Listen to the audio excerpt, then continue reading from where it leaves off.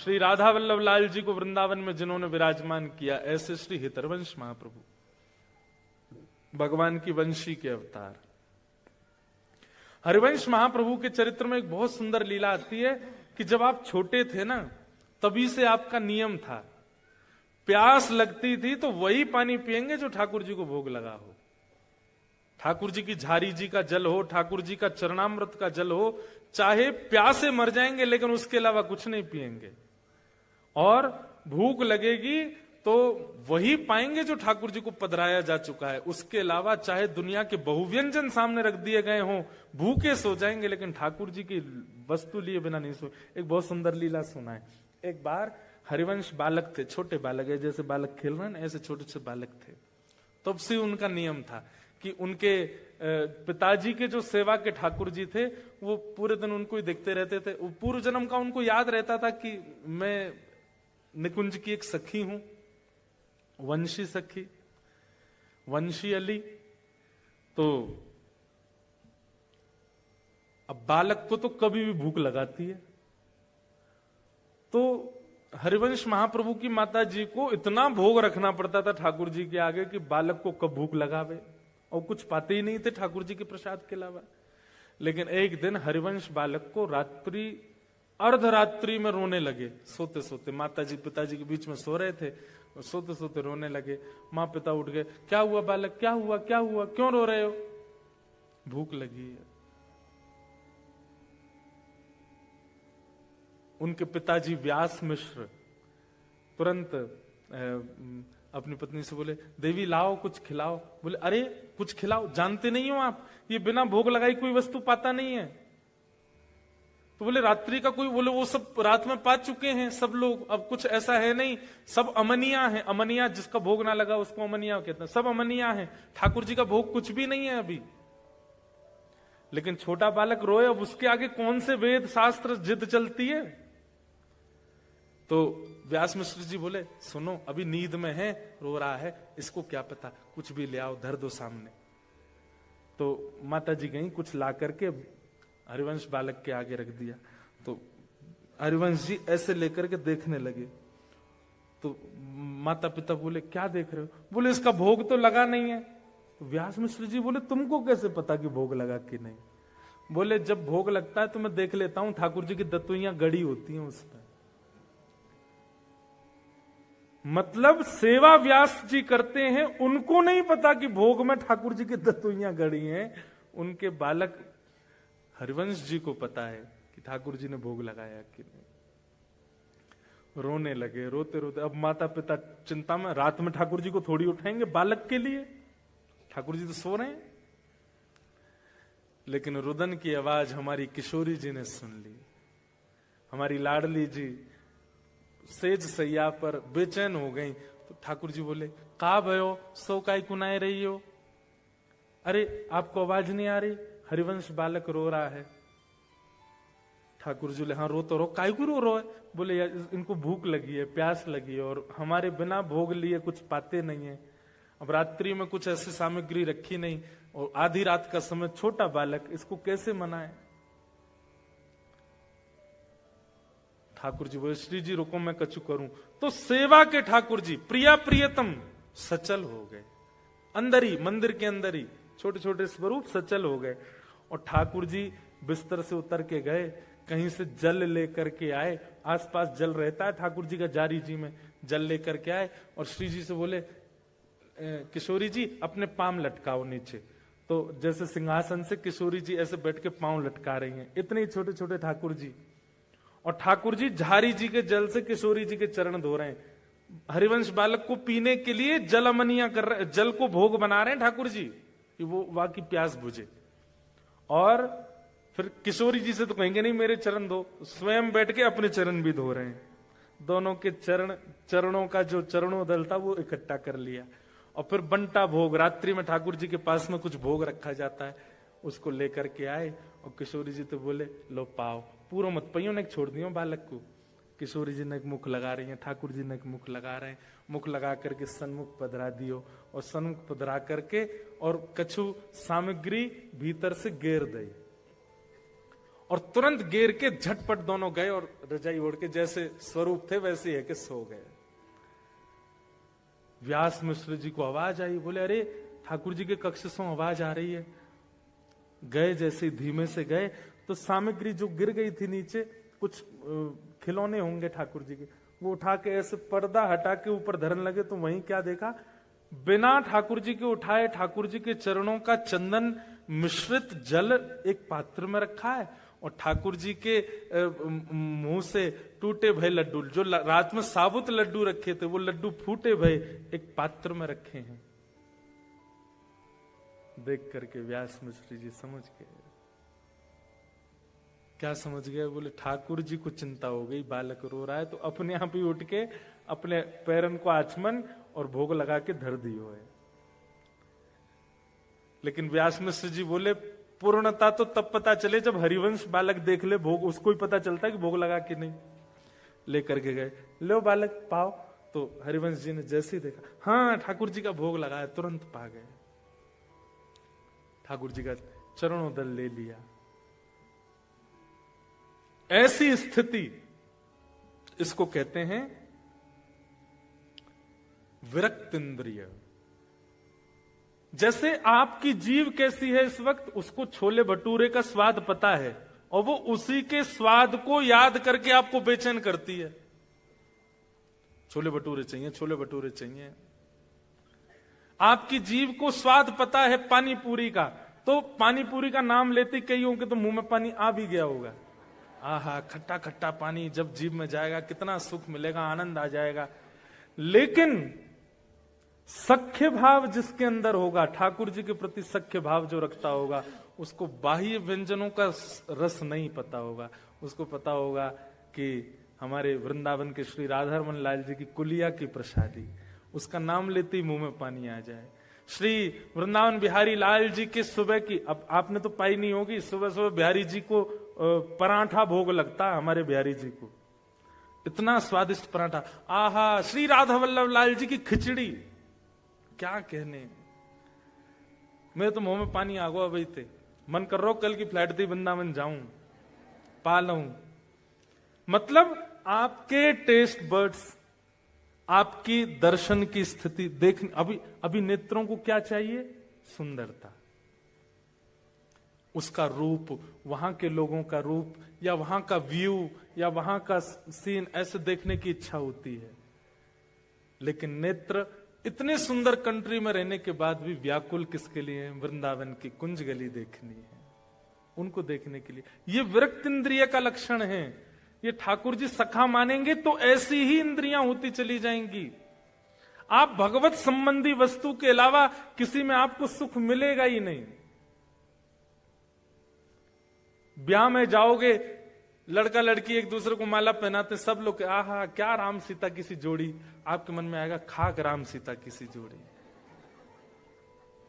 अभी आपने हमारे वृंदावन प्रिया प्रियतम बसो मोरे नैननु में यह जोड़ी, बसो मोरे नैननु में नव दुल्हे ब्रजराज सांवरो, नव दुल्हे ब्रजराज सांवरो, दुल्हन राधा गोरी, दुल्हन राधा गोरी, बसो मोरे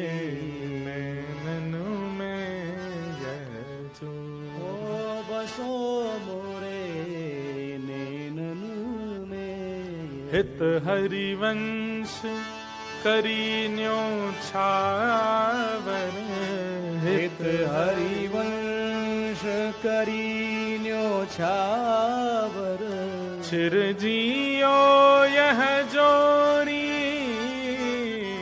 चिरजियो यह जोड़ी, बसो मोरे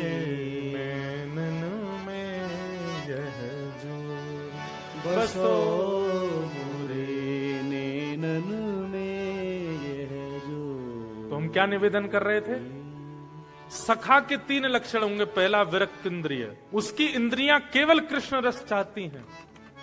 दूसरा प्रशांत, भगवान का सखा कम बोलने वाला हो, ज्यादा बोलने वाला नहीं, मतलब बाह्य चर्चा ज्यादा ना करे, कम बोले, थोड़ा मौन रहे, शांत रहे। ठाकुर जी को शांत व्यक्ति बहुत प्रिय है। ठाकुर जी को बोलने वाले प्रिय क्यों नहीं है? ठाकुर जी खुद ही बोलता रहेगा, मेरी सुने कोई ना। मुंह को तो सुनवे वारो चाहिए, जो खुद शांत रहे, मेरी सुने। हमारे ठाकुर जी बोलते क्यों नहीं है? हम बोलवे को अवसर ही नहीं दे रहे उन्हें, हम ही बोलते रहते हैं। तो प्रशांत आत्मा। और तीसरा जितेंद्रिय, अपनी इंद्रियों को जिसने वश कर रखा है, जीत रखा है, उसकी इंद्रियां अपनी इच्छा प्रकट नहीं करती, वो जो चाहता है इंद्रियां वही करें। ऐसी स्थिति जिसकी, ये 3 लक्षण जिसमें आ जाएं वो सखे। सखा ठाकुर जी का बनना है तो 2 ही उपाय हैं, या तो ये 3 लक्षण अपनाओ, या फिर गुरु के प्रति दास्य भाव रखो। गुरु कृपा करके ठाकुर जी को सखा बना देंगे। और नवदा भक्ति का अंतिम भाव है आत्मनिवेदनम। आत्मनिवेदन मतलब हमारे ब्रज में एक पद गाते हैं, ठाकुर जी के शयन में हम रोज गाते हैं। रसिक प्रीतम हित चित की बातें, रसिक प्रीतम हित चित की बातें, श्री गिरधारी जी सो कहिए, श्री गिरधारी जी सो कहिए, तलहटी गोवर्धन की रही, तलहटी गोवर्धन। आत्मनिवेदनम का मतलब क्या है? जैसे आप लोगों ने अनुभव किया होगा, जैसे किसी दिन मन भारी हो जाता है, आप क्या करते हो? आप बहुत बेचैन हो, अब आपको पूरी दुनिया में एक ही व्यक्ति दिखता है जिससे आप बात करके मन को हल्का कर सकते। अब आप उसको फोन लगाते हो, उससे बात करते हो, अपनी पूरी बताओगे, आज मेरे साथ स्कूल में ऐसा हुआ, कॉलेज में ऐसा हुआ, या जहां भी जैसा हुआ, फिर मन शांत करो। पर आपकी स्थिति क्या हो जाए, आप अपने कॉलेज से, स्कूल से, जॉब से दौड़े सीधे घर के लिए, और तुरंत अपने ठाकुर जी के सन्मुख बैठ करके एकांत में और ठाकुर जी से अपनी सारी चर्चाएं। हमारे श्री रामसुखदास जी महाराज कहते थे, ठाकुर जी से चर्चा करना, इसी को आत्मनिवेदन कहते हैं। अगर नवदा भक्ति आपके चित्त में, अष्ट भक्ति नहीं आई है और आप ठाकुर जी से चर्चा करोगे तो आपके मन में पाषाण भावना ही रहेगी ठाकुर जी के प्रति। लेकिन अष्ट भक्ति अगर आपके चित्त में प्रकट हो चुकी है, उसके बाद जब आप नवम भक्ति प्रकट करोगे, ठाकुर जी से अपने हृदय की चर्चा करोगे। नाथ कुछ नहीं करना, केवल यहां से प्रारंभ करना। कैसे? ठाकुर जी हम जा रहे हैं, सुबह ही बता दो कहां जा रहे हैं। जॉब पे जा रहे हैं, आज ऐसे ऐसे क्लाइंट्स आने वाले हैं। एक बात बताएं, घपला भी करने वाले हो ना, वो भी बता के जाओ। सही बता रहे हम। एग्जाम में चीटिंग भी करने वाले हो ना, तो वो भी बता के जाओ। ठाकुर जी पीछे वाला मेरे जो रोल नंबर होगा ना, उसको ज्यादा आता है, मैं उससे पूछूंगा थोड़ा बहुत, 1-2 क्वेश्चन पूछूंगा, तीसरा नहीं, ज्यादा नहीं, हाँ सब बता जाओ ठाकुर जी। जो आप माता पिता को भी नहीं बता के गए हो, वो बता जाओ। आपके जॉब से रिलेटेड हो, आपके कर्म से रिलेटेड हो, आपकी पढ़ाई से रिलेटेड हो, आपके संबंधों से रिलेटेड हो, आपके दिनचर्या से रिलेटेड। आत्मनिवेदनम। आत्मनिवेदन के 2 भाव हैं। पहला भाव तो ठाकुर जी से चर्चा, पूरे दिन की बातें बता जाओ, आज क्या क्या करने वाले हो, और रात्रि में आकर के फिर पूरे दिन का फिर बताओ, आज क्या क्या किया, वहां गए थे, ऐसा हुआ, यहाँ पे हमको लॉस हो गया, उसने मेरे को ऐसा बोला, ऐसा हुआ, नाथ अब ये ऐसा ऐसा करके मैं आ गया, बाहर मैंने क्या खाया क्या पिया ये भी बता दो। हमारे श्री रामसुखदास जी महाराज सामान्य व्यक्ति नहीं थे। भारत की संत परंपरा के धरोहर यदि कहें तो कोई अतिशयोक्ति नहीं। वे कहते हैं कि अपने घर से जाते समय और घर को लौट के आते समय अपने ठाकुर जी से वार्ता जरूर किया करो, और एकांत में, किसी को पता ना चले, बोलो। एक दिन वो आपका नियम ऐसा बन जाएगा कि ठाकुर जी के सन्मुख जब आप आत्मनिवेदन करेंगे तो ठाकुर जी उसका प्रत्युत्तर भी दिया करेंगे। दूसरी बात, आज आप पहले ही बता के गए हो मैं क्या घपला करने वाला हूं, क्या गलत करने वाला हूं, किस पर क्रोध करने वाला हूं, किस पर रोष करने वाला हूं, अपने दोष पहले ही बता करके गए हो, तो जब उस दोष की स्थिति में पहुंचोगे ठाकुर जी कंट्रोल रखेंगे कि वो दोष अतीत में ना हो जाए। अर्जुन ने महाभारत युद्ध का विजय इसलिए बन गया क्योंकि वो एवरीथिंग क्लियर थी उसकी ठाकुर जी के आगे। ठाकुर जी को सब पता था। अर्जुन अपनी इच्छा से कुछ कर ही नहीं रहा है, पहले ही बता दे रहा है ठाकुर जी को, और फिर बताने के बाद ठाकुर जी से कहता मैं ऐसा सोच रहा हूं, अब कंट्रोल आपके हाथ में। सेनयोर भयोर मध्य रथम स्थापयमेच्युत, मेरे रथ को ले जाइए बीच उभय सेना में ले जाकर खड़ा कर दीजिए, मैं ऐसा ऐसा करना चाहता हूं, बाकी इच्छा आपकी चलेगी। करिष्ये वचनम तव, आप जो कहोगे मैं वो करूंगा। आपने अपनी भावना बता दी, अब ठाकुर जी की जिम्मेवारी है उसमें क्या उचित क्या अनुचित ठाकुर जी करवाएंगे। ये आत्मनिवेदन है। आत्मनिवेदन का दूसरा रूप क्या है? ऐसी भावना चित्त में धारण करना कि ये देह केवल माध्यम है, इसके भीतर जो आत्मा बैठी है मुझे उसका उद्धार करना है। समझ रहे हैं मेरी बात को?